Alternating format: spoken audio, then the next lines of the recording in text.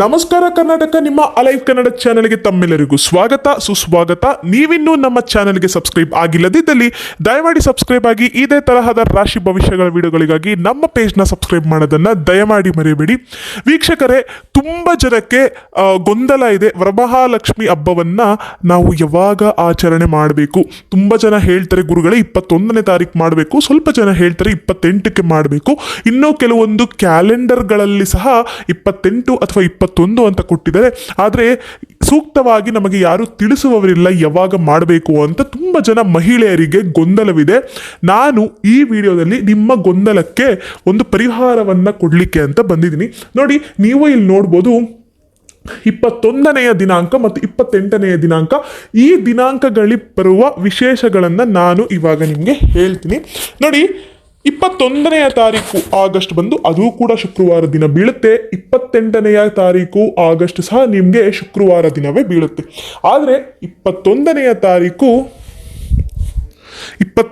ತಾರೀಕು ನಿಮಗೆ ಶುಕ್ಲ ನವಮಿ ಇರ್ತದೆ. 28ನೆಯ ತಾರೀಕು ನಿಮಗೆ ಹುಣ್ಣಿಮೆ ಪೌರ್ಣಮಿ ಇರುತ್ತೆ. ಅವತ್ತಿನ ದಿನ 21ನೆಯ ತಾರೀಕು ಅನುರಾಧ ನಕ್ಷತ್ರ ತನ್ನ ಚಲನವಲನಗಳನ್ನು ಶುರು ಮಾಡ್ತವೆ.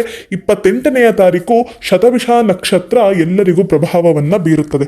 ಆದರೆ ಒಂದು ವಿಶೇಷತೆ, ಒಂದು ಗುಣಲಕ್ಷಣಗಳನ್ನು ನಾನು ನಿಮಗೆ ಹೇಳ್ತೀನಿ. ದಯಮಾಡಿ ಇದನ್ನು ನೀವು ಸಂಕ್ಷಿಪ್ತವಾಗಿ ನೋಡಿ. ವಿಶೇಷತೆ ಏನು ಅಂತಂದರೆ, 21ನೆಯ ತಾರೀಕು ಇದು ಶ್ರಾವಣ ಮಾಸ ಶುಕ್ಲ ಪಕ್ಷದ ಕೊನೆಯ ಶುಕ್ರವಾರ. ಆಯಿತಾ? ಶ್ರಾವಣ ಹುಣ್ಣಿಮೆಗೆ ಮೊದಲು ಬರುವಂತಹ ಒಂದು ಶುಕ್ರವಾರ ಇದು. ಆದರೆ 28ನೆಯ ತಾರೀಕು ದಿನ ನಮಗೆ ಹುಣ್ಣಿಮೆ, ನಮಗೆ ಪೌರ್ಣಮಿ ಇದೆ. ಅವತ್ತಿನ ದಿನ ನಮಗೆ ರಕ್ಷಾಬಂಧನ ಇದೆ. ಈಗ ತುಂಬ ಜನಕ್ಕೆ ಗೊತ್ತು, ಪೌರ್ಣಮಿ ಆಜುಬಾಜಿನಲ್ಲಿ ನಾವು ರಕ್ಷಾಬಂಧನವನ್ನು ಆಚರಿಸುವುದು ಯಾವಾಗ? ಪ್ರತಿ ವರ್ಷ ವರಮಹಾಲಕ್ಷ್ಮಿ ಆದ 3-4 ದಿನಗಳು ಅಥವಾ ಒಂದು ವಾರದ ನಂತರ ನಮಗೆ ರಕ್ಷಾಬಂಧನ ಹಬ್ಬ ಅಥವಾ ಹುಣ್ಣಿಮೆ ನಮಗೆ ಬರುತ್ತೆ. ಆದರೆ ನಾವು ಈ ಹುಣ್ಣಿಮೆಯಲ್ಲಿ ಹಬ್ಬವನ್ನು ಆಚರಣೆ ಮಾಡೋದ್ರಿಂದ ತಡವಾಗುತ್ತೆ. ಯಾಕೆ ಅಂತಂದರೆ, ಈ ಶ್ರಾವಣ ಬಂದು ನಿಮಗೆ ಹುಣ್ಣಿಮೆ ರಕ್ಷಾಬಂಧನ ಶ್ರಾವಣ ಆಗಿರ್ತದೆ. ಅವತ್ತಿನ ದಿನ ಪದ್ಧತಿಯಂತೆ ನಾವು ವರಮಹಾಲಕ್ಷ್ಮಿ ಹಬ್ಬನ ಹುಣ್ಣಿಮೆಯ ಮೊದಲನೆಯ ಶುಕ್ರವಾರ ಆಚರಣೆ ಮಾಡಬೇಕು. ಹುಣ್ಣಿಮೆಯ ಮೊದಲನೆಯ ಶುಕ್ರವಾರ ಅಂದರೆ ಯಾವುದು? ಅದು 21ನೆಯ ತಾರೀಕಾಗುತ್ತೆ. ನೀವು 21ನೇ ತಾರೀಕು ಆಚರಿಸುವುದರಿಂದ ನಿಮಗೆ ಏನಿದು ಅಂತ ಅಂದರೆ, ನೋಡಿ, ಇದು ಶ್ರಾವಣ ಮಾಸದ ಶುಕ್ಲ ಪಕ್ಷದ ಬರುವ ಮೊದಲನೇ ಶುಕ್ರವಾರ ಮತ್ತು ವರಮಹಾಲಕ್ಷ್ಮಿ ವ್ರತಕ್ಕೆ ಇದು ಸೂಕ್ತವಾದ ದಿನ. ಹಾಗೂ ನಮಗೆ ಕೆಲವೊಂದು ಪಂಚಾಂಗಗಳಲ್ಲೂ ಸಹ ಈ ದಿನಾಂಕವೇ ಶ್ರೇಷ್ಠ ಅಂತ ಎಷ್ಟೋ ಕಡೆ ನಿಗದಿಪಡಿಸಿ ಅವರು ಹೇಳಿದ್ದಾರೆ ನಮಗೆ. ಇನ್ನು ಅವತ್ತಿನ ದಿನ ನೀವು 21ನೆಯ ತಾರೀಕು ವ್ರತ ಆಚರಣೆ ಮಾಡುವುದರಿಂದ ನಿಮಗೆ ವೈದ್ಯತಿ ಯೋಗ ಬರ್ತದೆ.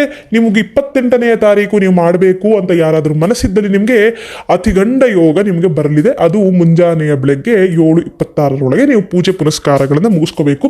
ಆದರೆ ನಮ್ಮ ಪಂಚಾಂಗ ಪದ್ಧತಿಯ ಪ್ರಕಾರ ವರಮಹಾಲಕ್ಷ್ಮಿ ಹಬ್ಬವನ್ನು ನಾವು 21ನೆಯ ತಾರೀಕು ಆಚರಣೆ ಮಾಡುವುದರಿಂದ ನಾವು ಇದುವರೆಗೂ ನಡೆಸಿಕೊಂಡು ಬಂದಂತಹ ಪದ್ಧತಿ ಏನಿದೆ ಆ ಪದ್ಧತಿಯನ್ನು ನಾವು ಸೂಕ್ತವಾಗಿ ನಾವು ಆಚರಣೆ ಮಾಡಿದಂತಾಗುತ್ತದೆ. ನೋಡಿ, ಇಲ್ಲೂ ನಮಗೆ ಅದೇ ಕೊಟ್ಟಿದೆ. ಶ್ರಾವಣ ಮಾಸದ ಶುಕ್ಲ ಪಕ್ಷದ ಮೊದಲನೇ ಶುಕ್ರವಾರವೇ ವರಮಹಾಲಕ್ಷ್ಮಿ ಹಬ್ಬವನ್ನು ಆಚರಿಸಬೇಕು. ಅದೇ ನಿಮಗೆ ಸರಿಯಾದ ದಿನ. ಯಾವ ದಿನ ಶುಕ್ಲ ಪಕ್ಷದಲ್ಲಿದೆಯೋ ಆ ದಿನವೇ ವ್ರತವನ್ನು ನಾವು ಆಚರಣೆ ಮಾಡಬೇಕು. ಆ ದಿನ ಯಾವತ್ತು ಅಂದರೆ 21ನೆಯ ತಾರೀಕು ಶುಕ್ರವಾರ, ಶುಕ್ಲ ಪಕ್ಷದ ಶುಕ್ರವಾರ. ಈ ದಿನವನ್ನು ನೀವು ವರಮಹಾಲಕ್ಷ್ಮಿ ಹಬ್ಬವನ್ನು ನೀವು ಆಚರಣೆ ಮಾಡಬಹುದು.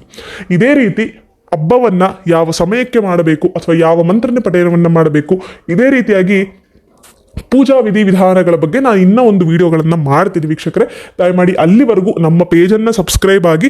ನಿಮಗೂ ಇನ್ನೇನಾದರೂ ಮಾಹಿತಿ ಇದ್ದಲ್ಲಿ ಅಥವಾ ನಾವೇನಾದರೂ ತಪ್ಪಿಸಿದ್ದಲ್ಲಿ ಕಾಮೆಂಟ್ ಸೆಕ್ಷನಲ್ಲಿ ಹಾಕಿ, ನಾವು ಅದ್ರ ಬಗ್ಗೆ ಮಾತಾಡೋಣ ಅಂತ ಹೇಳ್ತಾ ಮುಂದಿನ ವಿಡಿಯೋದಲ್ಲಿ ಸಿಗೋಣ. ಅಲ್ಲಿವರೆಗೂ ಧನ್ಯವಾದ. ಹರಿ ಓಂ.